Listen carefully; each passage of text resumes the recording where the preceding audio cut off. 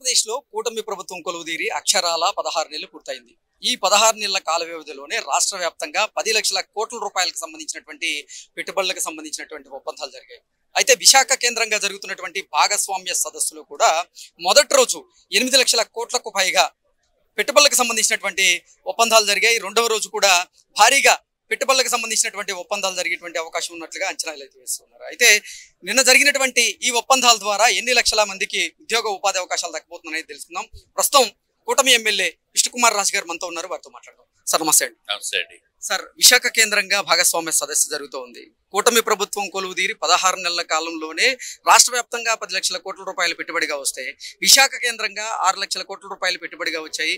అందులోనూ ఏషియాలోనే biggest data centre Google ఇక్కడ ఏర్పాటు చేయబోతోంది. విశాఖ రూపురేఖలు మారుతూ ఉన్నాయి. మీరేమంటారు సార్? ఇది కూటమి ప్రభుత్వం యొక్క గ్రేట్నెస్ అని చెప్పాలి. దానితో పాటు గౌరవ ముఖ్యమంత్రి నారా చంద్రబాబు నాయుడు గారి పైన ఉన్న విశ్వాసము, అభిమానం అవనివ్వండి, నమ్మకం అవనివ్వండి, ఒక ఏబుల్ లీడర్షిప్, ఒక విజనరీ లీడర్ ఎప్పుడైతే హెడ్ చేస్తున్నారో స్టేట్ ని, దానికి సంకేతమే ఇది. దాంతో పాటు గౌరవ ప్రధానమంత్రి నరేంద్ర మోడీ గారు చేస్తున్న పూర్తి సహాయ సహకారాలు కూడా ప్రతి ఒక్కళ్ళు అబ్జర్వ్ చేస్తారు. ఇప్పుడు మీరు విశాఖపట్నంలో గూగుల్ డేటా సెంటర్ అని చెప్పారు. Google is not a small company. కళ్ళు మూసుకుని ఎక్కడ పడితే అక్కడ ఇన్వెస్ట్ చేయరు. ప్రపంచమంతా వాళ్ళు వస్తే బాగుంటుందని చెప్పే పరిస్థితి నుంచి వారు ఇక్కడ విశాఖపట్నంలో ఇక్కడ ఇన్వెస్ట్మెంట్ చేయడానికి $15 బిలియన్ ఇన్వెస్ట్ చేసేటప్పుడు, ఒక కమిట్మెంట్ ఇచ్చేటప్పుడు, ఒక ఇన్వెస్టర్స్ కాన్ఫిడెన్స్ ఉన్న కంపెనీ, బిగ్గెస్ట్ కాన్ఫిడెన్స్ ఉన్న కంపెనీ. మనం గూగుల్ లేకుండా ఏది తెల్లారి ఏ సెల్ ఫోన్ కూడా మనం పనిచేయనటువంటి సిచ్యువేషన్ లో అటువంటి కంపెనీ విశాఖపట్నం ఎందుకు వచ్చిందంటే గౌరవ ముఖ్యమంత్రి నారా చంద్రబాబు నాయుడు గారు, అట్లాగే ఇక్కడ కూటమి ప్రభుత్వం ఉంది, భారతీయ జనతా పార్టీ, ప్రధానమంత్రి నరేంద్ర మోడీ గారు, అట్లాగే పవన్ కళ్యాణ్ గారు. ఈ 3 పార్టీల కలయిక ఒక అద్భుతమైన కలయిక. అట్లాగే ఒక స్టేబుల్ గవర్నమెంట్, ఒక ఎఫిషియెంట్ గా ఇక్కడ పనిచేస్తుంది. కేంద్ర పూర్తి సహాయ సహకారాలు ఉంటుంది. అదొక్కటే కాకుండా వాళ్ళు ఎక్కడైనా ఇన్వెస్ట్ చేసినప్పుడు పూర్తి డ్యూ డెలిజెన్స్ చేసిన తర్వాతే వాళ్ళు ఇన్వెస్ట్మెంట్ అనౌన్స్మెంట్ చేస్తారు. సో వాళ్ళంతా ఎంక్వైరీ చేసిన తర్వాత Andhra Pradesh is the best place to invest అనే ఉద్దేశంతో, దట్టు విశాఖపట్నం అయితే చాలా బాగుంటుంది అనే ఉద్దేశంతో ఎప్పుడైతే వాళ్ళు $15 బిలియన్ ఇన్వెస్ట్మెంట్ అనౌన్స్ చేశారో, that is going to B centre of attraction, ఒక మ్యాగ్నెటిక్ ఫోర్స్ కింద మిగిలిన ఇన్వెస్టర్స్ ఇంకా కళ్ళు మూసుకుని ఇన్వెస్ట్ చేసే పరిస్థితి ఉంది. ఎందుకంటే ఒక బిగ్ కంపెనీ ఇక్కడ ఇన్వెస్ట్మెంట్ చేసిందంటే పూర్తి డ్యూ డెలిజెన్స్ చేస్తుంది. కాబట్టి వాళ్ళు కూడా ఎంక్వైరీ చేసుకుని అందరూ కూడా పెద్ద ఎత్తున ఇన్వెస్ట్మెంట్స్ వస్తాయి. ఐఎమ్ ష్యూర్ దట్ ఏదైతే 12 లక్షల కోట్ల రూపాయలు 10 లక్షల టార్గెట్ అని అనుకున్నారు, కానీ ఇది 12 లక్షల కోట్ల రూపాయలు ఆంధ్ర రాష్ట్రానికి రావటం అంటే 16 నెలల్లో, దట్టు లాస్ట్ 5 years లో ఇన్వెస్ట్మెంట్ సంగతి దేవుడు ఎరుగు. ఉన్న ఇండస్ట్రీస్ బయటికి వెళ్ళిపోయిన పరిస్థితి నుంచి, ఎక్కడికో కిందకి పోయినటువంటి సిచ్యువేషన్ నుంచి మనము దాన్ని మళ్ళీ పైకి తీసుకుని వచ్చి ఒక బ్యాలెన్స్ లెవెలే కాకుండా 12 లక్షల కోట్ల రూపాయలు, 10 లక్షల కోట్ల రూపాయలు తీసుకుని రావటం అంటే ఇది కేవలము ప్రధానమంత్రి నరేంద్ర మోడీ గారి సహాయ సహకారాలు, తర్వాత గౌరవ ముఖ్యమంత్రి నారా చంద్రబాబు నాయుడు గారు, లోకేష్ గారు చేసిన ప్రయత్నము, దానికి తోడు సహాయ సహకారాలు అందిస్తున్న పవన్ కళ్యాణ్ గారు ఇక్కడ దీని అంతటికీ కూడా కారణం అని చెప్పవలసిన అవసరం ఉంది. అట్లాగే మనం ఏదైతే గౌరవ ముఖ్యమంత్రి చంద్రబాబు నాయుడు గారు ఏదైతే ఆయన చెప్తున్నారో, ఏదైతే ఈజ్ ఆఫ్ డూయింగ్ బిజినెస్ లో మనం నెంబర్ 1 లో ఉన్నాము, స్పీడ్ ఆఫ్ డూయింగ్ బిజినెస్ లో నెంబర్ 1 ఉన్నాము. ఇన్వెస్టర్స్ అంటే ఒక ఫ్యాక్టరీ పెట్టాలంటే ఇదివరకు కనీసము ఒక 6 నెలల్లో, సంవత్సరము కాలము పట్టేది లైసెన్సులు రావడానికి. దానికి ప్రతి చోట ప్రతి డిపార్ట్మెంట్ లో కూడా డబ్బులు ఇస్తేనే కానీ జరగనటువంటి పరిస్థితి. హైయెస్ట్ కరప్షన్ కూడా లాస్ట్ 5 years లో మనం చూసాము. దీనికి ఇది సందర్భము కానప్పటికీ కూడా మనం చెప్పవలసిన అవసరం ఉంది. తిరుపతి లడ్డూలో ఏ విధమైన కల్తీ జరిగిందో, ఎంత ఫ్రాడ్ జరిగిందో, అట్లాగే లిక్కర్ లో ఎంత స్కామ్స్ జరిగినాయో, భూముల్లో ఎంత స్కామ్స్ జరిగినాయో, ప్రతిదీ స్కామ్స్ నుంచి అవన్నీ కూడా తుడిచిపెట్టి ఇప్పుడు ఇన్వెస్టర్స్ బయట నుంచి వచ్చే వాళ్ళు పెడుతున్నారంటే అది that's one one of the biggest wonders అని కింద మనం భావించవలసిన అవసరం ఉంది. ఆంధ్ర రాష్ట్ర ప్రజలు ఏదైతే కూటమి ప్రభుత్వానికి ఓట్లు వేసి ఎంతో నమ్మకంతో గెలిపించారో, అధికారంలోకి తీసుకుని వచ్చారో, అది పూర్తిగా ఈ కూటమి ప్రభుత్వము రాష్ట్ర ప్రజలకి అందించిన బహుమతిగా మనం భావించవలసిన అవసరం ఉంది. గతంలో రాష్ట్రాలలో ఉన్నటువంటి యువత, అలాగే గ్రాడ్యుయేట్లు కానివ్వండి, పీజీ గ్రాడ్యుయేట్లు కానివ్వండి, ఉపాధి ఉద్యోగ అవకాశాల కోసం ఇతర రాష్ట్రాలకు వలస వెళ్లాల్సినటువంటి పరిస్థితి ఉండేది. కానీ ఇప్పుడు పరిస్థితి మాత్రం మారింది. విశాఖ కేంద్రంగానే ఎన్నో కార్పొరేట్ సంస్థలు ఇక్కడ భారీగా పెట్టుబడులు పెడుతున్నాయి. ఎన్నో సాఫ్ట్వేర్ కంపెనీలు కూడా ఇక్కడ యువతకి ఉద్యోగ అవకాశాలు కల్పిస్తూ ఉన్నాయి. ఎలా చూడాలి సార్? ఇప్పుడు గతంలోకి దీనికి మనము అసలు కంపేర్ చేయటానికి ఇది పాతాళానికి ఆకాశానికి ఉన్న డిఫరెన్స్. ఎందుకంటే ఇదివరకు నార్మల్గా ఒక భూమి పైన ఉన్నప్పుడు జగన్మోహన్ రెడ్డి గారు వచ్చిన ప్రభుత్వము ఆయన తీసుకున్న విధి విధానాలతోటి పాతాళానికి తొక్కిశారు. ఎవడు కూడా ఉన్న ఐటీ కంపెనీస్, నేను వైజాగ్లో నేను Rushikonda IT parks association president. We're one among the first anchor companies which started IT. So అటువంటి ఐటీ గురించి 2 నిమిషాలు మాట్లాడాలంటే, గౌరవ ముఖ్యమంత్రి చంద్రబాబు నాయుడు గారు, లోకేష్ గారు ఇదివరకు ఋషికొండ ఐటీ పార్క్ లో ఒక బ్యూటిఫుల్ బిల్డింగ్స్ కట్టి చిన్న కంపెనీస్ కి, స్టార్టప్స్ కి ఇద్దామనే ఉద్దేశంతో కట్టిన బిల్డింగ్స్ లో ఆ ఉన్న స్టార్టప్స్ ని బయటికి పంపించేసిన ఘనత జగన్మోహన్ రెడ్డి గారిది. I'm not trying to, I'm telling you the facts. So బయటికి పంపించేశారు. ఇక్కడ మిగిలిన ఇక్కడ ఉద్యోగ అవకాశాలు లేవు. బయటికి పంపించేసిన వలన ఇతర గవర్నమెంట్ మీద ఆధారపడిన కంపెనీస్ పడకూడదనే ఉద్దేశంతో ఇతర రాష్ట్రాల్లో మంచిగా చేస్తున్నారనే ఉద్దేశంతో ఇతర రాష్ట్రాలకి వెళ్ళిపోయిన పరిస్థితి ఉంది. అటువంటి పరిస్థితి నుంచి ఇప్పుడు ఈ రోజు ఏదైతే ఇన్వెస్ట్మెంట్స్ వస్తున్నాయో, ఈ ఇన్వెస్ట్మెంట్స్ వలన, అట్లాగే ఐటీ కంపెనీస్ వస్తున్న వలన ఇక్కడ యువతకి మంచి అభివృద్ధి చేయడానికి, అభివృద్ధి చెందడానికి అత్యంత అద్భుతమైన అవకాశాలు ఉన్నాయి. అంటే నేను చెప్పేది రేపు అయిపోతుందో 1 month లో అయిపోతుందో అనేది కాదు. డెఫినెట్ గా ఒక 6 months 1 year లో ఇట్ విల్ బి ఒక సాలిడిఫై అయ్యి ఒక ఫెంటాస్టిక్ ప్లేస్ కింద విశాఖపట్నం తీర్చిదిద్దడం జరుగుతుంది. ఇదొకటే కాకుండా ఆంధ్ర రాష్ట్రం will be in the global map. Andhra Pradesh రాష్ట్రానికి భారీగా పెట్టుబడులు అయితే వస్తూ ఉన్నాయి. అయితే పెట్టుబడిదారులకు కూడా చంద్రబాబు గారు భారీగా రాయితీలు ఇస్తున్నారు. దాని మీద వైకాపా నేతలు కొంతమంది ఆరోపణలు, విమర్శలు చేస్తూ ఉన్నారు. రాష్ట్ర ధనాన్ని, రాష్ట్రానికి సంబంధించినటువంటి ప్రభుత్వ భూముల్ని దోచిపెడుతున్నారు అనేటువంటి ఆరోపణలు, విమర్శలు చేస్తున్నారు. అలాగే కొన్ని కంపెనీలకు వారు మెయిల్స్ చేస్తున్నారు, లేఖలు రాస్తూ ఉన్నారు. ఆంధ్రప్రదేశ్లో ఉండేటువంటి అభివృద్ధిని అడ్డుకునేటువంటి ప్రయత్నం చేస్తున్నారు. దీన్ని ఎలా చూడాలంటారు సార్?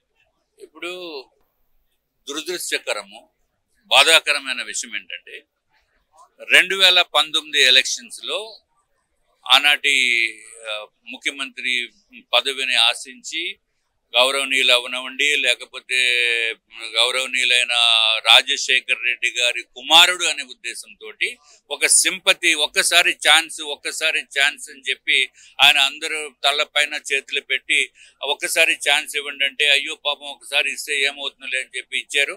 తర్వాత తెలిసింది అది భస్మాసుర హస్తం అని. ఆయన ఏదో దీవించినట్టుగా భావించి ప్రజలు అరే ఒక్కసారి ఏముందిలే అన్నట్టు ఇచ్చిన వలన సర్వనాశనం అయిపోయింది.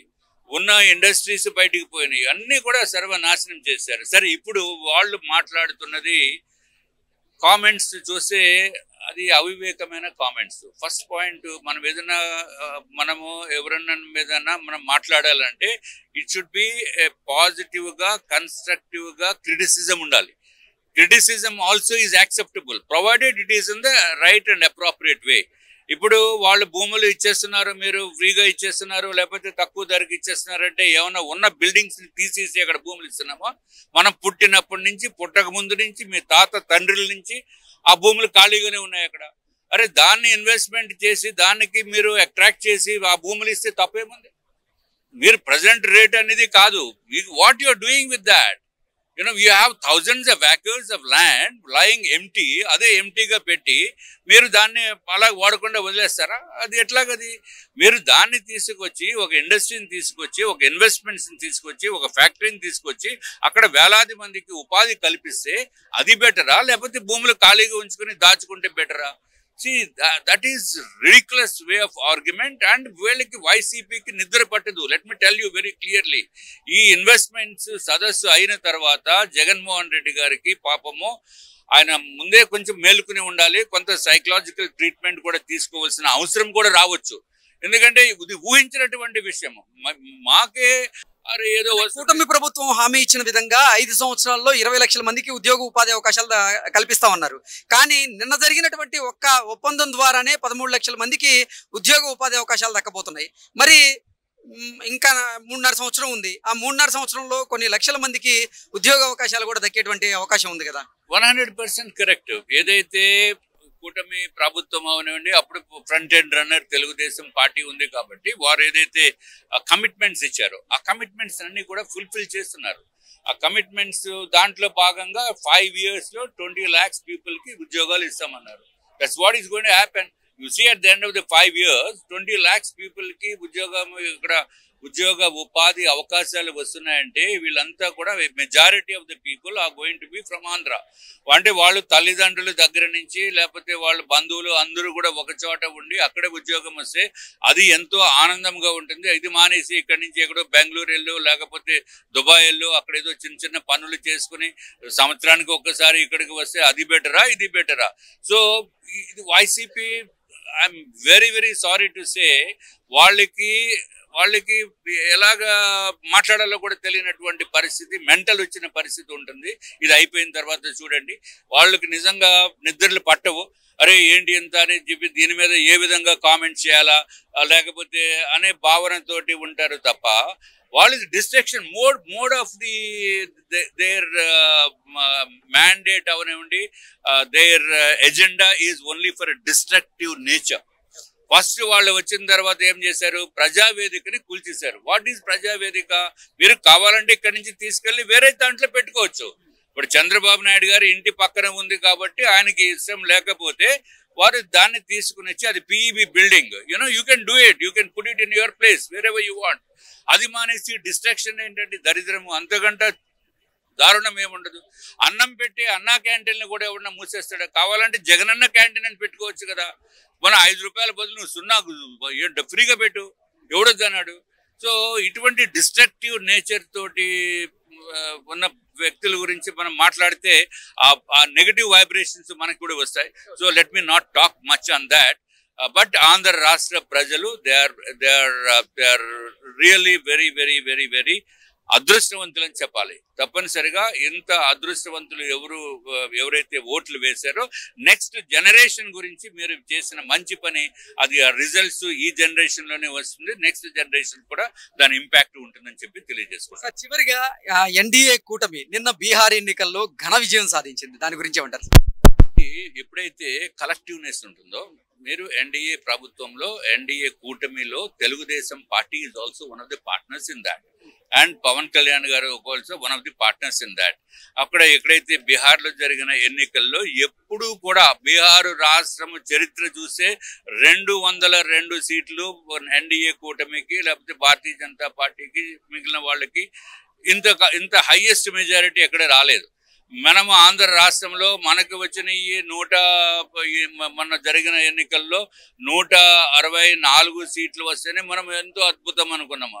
ఎందుకంటే this is also first time, and there also Bihar also is the first time, because this in NDA, there also it's in NDA.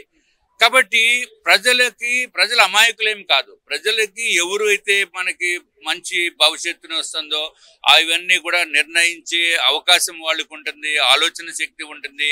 Youngsters are now well educated. మరి వాళ్ళు మంచి మ్యాండేట్ ఇచ్చారు. అట్లాగే మన లోకేష్ గారు కూడా అక్కడికి వెళ్ళి ప్రచారం చేశారు, అందరికీ తెలుసు. సో ఓకే, చంద్రబాబు నాయుడు గారు also is involved. So, I mean, he's doing great in terms of, ప్రభుత్వం విధానాల గురించి అద్భుతంగా చేస్తుంది. మరి దురదృష్టం ఏంటంటే మన పాత గవర్నమెంట్ చేసిన అప్పులు ఆఖరికి ఏపీ టిట్కో ఇళ్ళు సగం కట్టి ఆ డబ్బులేమో మళ్ళీ అన్ని డైవర్ట్ చేసేసి బ్యాంకుల నుంచి లోన్లు తీసుకున్నారు, కానీ అక్కడేమో ఇల్లే లేదు. ఇవన్నీ దాన్ని సరి చేసుకోవడానికి బోల్డ్ టైం పట్టేస్తుంది. But anyway, as I have already mention to you, Andhra రాష్ట్ర ప్రజలకి మీకు అందరికీ శుభాకాంక్షలు తెలియజేసుకుంటున్నాను. ఎందుకంటే మీరు మంచి కూటమి ప్రభుత్వాన్ని ఎన్నుకున్నారు కాబట్టి ఈరోజు ఇన్వెస్టర్స్ కాన్ఫిడెన్స్ ఈ లెవెల్లో ఉంది. లేకపోతే హూ విల్ కమ్ అండి, వచ్చి నువ్వు పెట్టే మా దాంట్లో పెట్టే అంటే నీకు ల్యాండ్ ఇచ్చేస్తాను, నువ్వు పెట్టారా అంటే ఎవరిని పెడతాడా చెప్పండి? పాకిస్తాన్లో ఫ్రీగా ఇచ్చేస్తాను అంటే will you go and do it? No, it is not possible.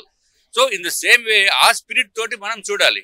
అసలు జగన్మోహన్ రెడ్డి గారికి కనుక కొంచెం ఆలోచన శక్తి కనుక ఉంటే ఈ should appreciate openly, yes you have done a good job అంటే ఆయనకి ఇంకా ఓటింగ్ శాతం పెరుగుతుంది, ఆయన పైన ఉన్న నమ్మకం పెరుగుతుంది. అది మానేసి నువ్వు ఫ్రీగా ఇచ్చేసేవో తప్పు ఇవన్నీ, they don't even have the basic minimum knowledge, minimum political knowledge also. They are fit for ఇది ఒక డెవలప్మెంట్ యాంగిల్లోకి కాదు, వాళ్ళు అడవిలో పని చేసుకోవడానికి పనికొస్తారు. Thank you.